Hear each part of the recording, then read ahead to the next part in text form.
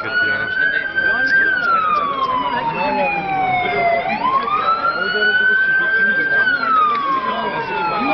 Arkadaşlar durmasak da iyi bir Cam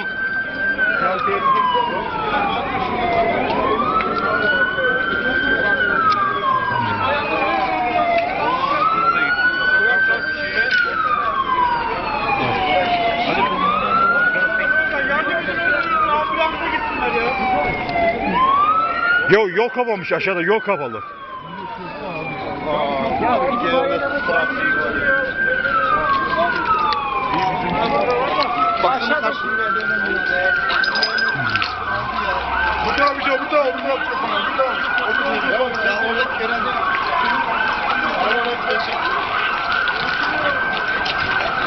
Ölmüş mü?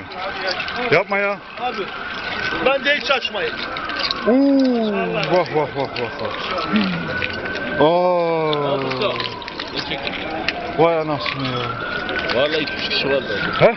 Kendisi beyni patlamış. Yapma ya. Oo, şuraya bak ya. Dehşet ya. Burada ne vardı ya? Gaza mı patlamış? He? Kompresör diyorlar ama. Kompresör patlar mı abi ya? Hava kompresörü. O kadar şey yapmaz abi, patlasa olur. Vidalı olabilir abi.